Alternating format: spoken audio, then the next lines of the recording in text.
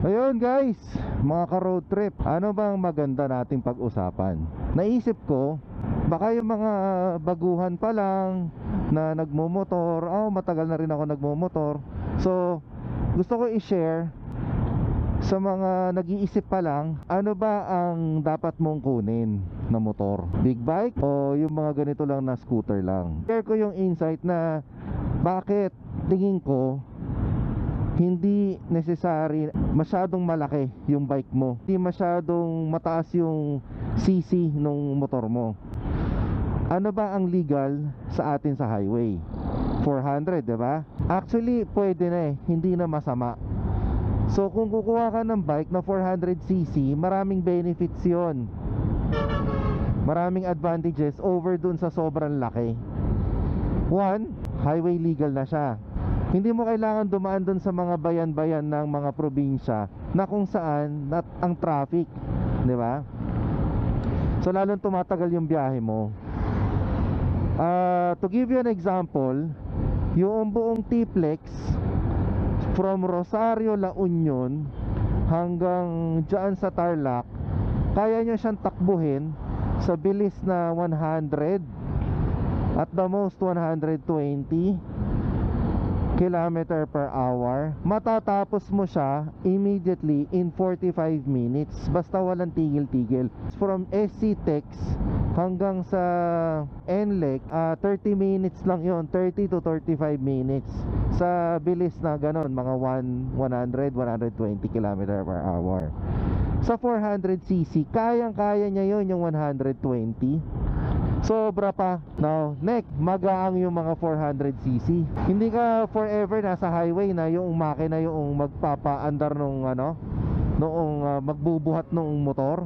Hindi lalabas at lalabas ka ng highway, at yung paglabas mo ng highway, traffic na, masikip na, gera na, di ba? Hindi ka napapagod basta. Tapos third, matipid yung mga yan sa gasolina. Yung gasolina naman natin, napaka-seasonal na bumababa majority of the time pataas yan. So kung ikaw yung napaka-conscious mo sa gas consumption, sa fuel consumption, panalo yan, kasi matipid lang siya. Bale, ang next dyan, of course, yung maintenance costs mo, diba?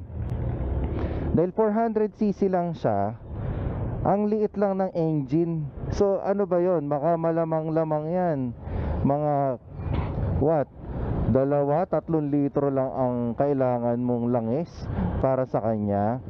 So ang tipid nun, magkano lang yun? Wala pang yan, most likely sa mga semi-synthetic, wala pa yatang 1,000 yun. So, di ba, ang layo na ng tinakbo mo, matipid pa. Yan ang mga advantages nung naka 400cc ka lang. Isipin mo rin, kung nasa 1,000cc ka pataas, ang bigat ng bike. Nakasubok na ako niyan. At saka ang lapad ng bike. So ang problem doon, sa lapad ng bike, hindi ka makasingit. Para ka rin nakakotse.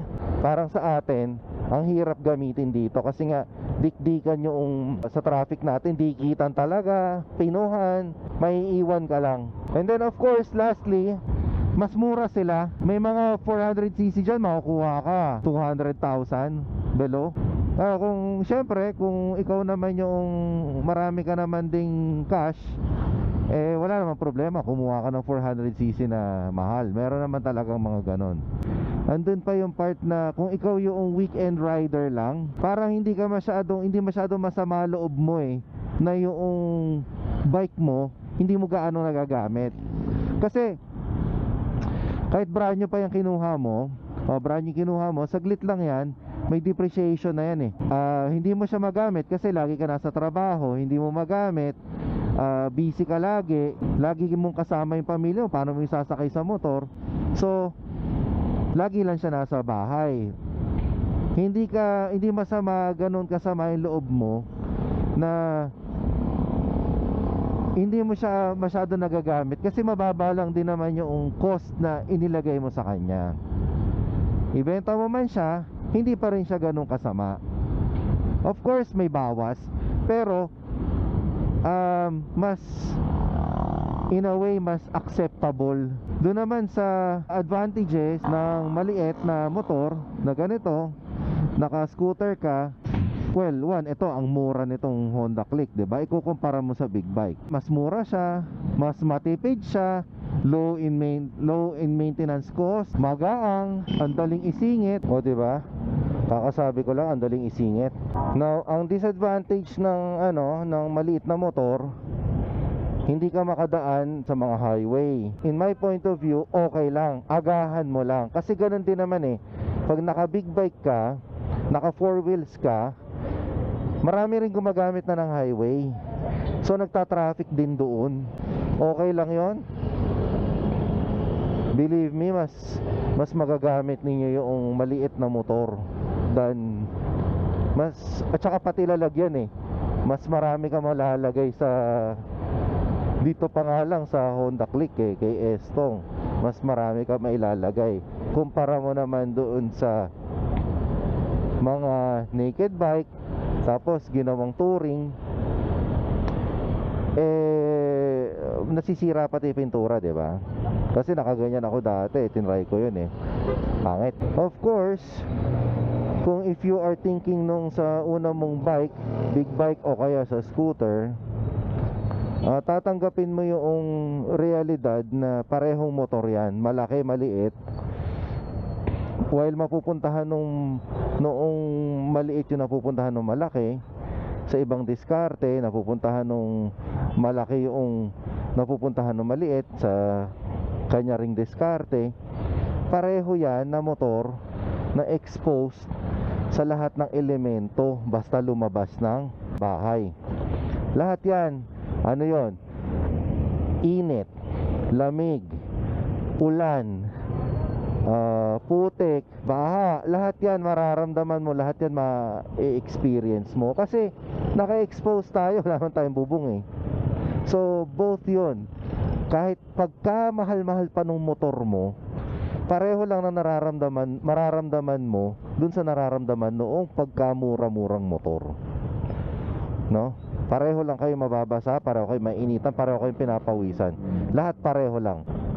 Ayun, so tapusin ko na dito yung aking sharing ng kung anong bike yung pwede nyo i-consider para sa sarili ninyo. Alright, mga ka-road trip, maraming salamat sa panonood. Kung may nakuha kayo dito sa video na to, may natutunan kayo, give a thumbs up, like, share, and subscribe. Baka may matulong din to sa iba. At yeah, comment kayo down below, baka meron pa tayong pwedeng pag-usapan. Sabihin niyo sa akin, mamaya nadaanan ko na rin yan sa buhay ko, di ba?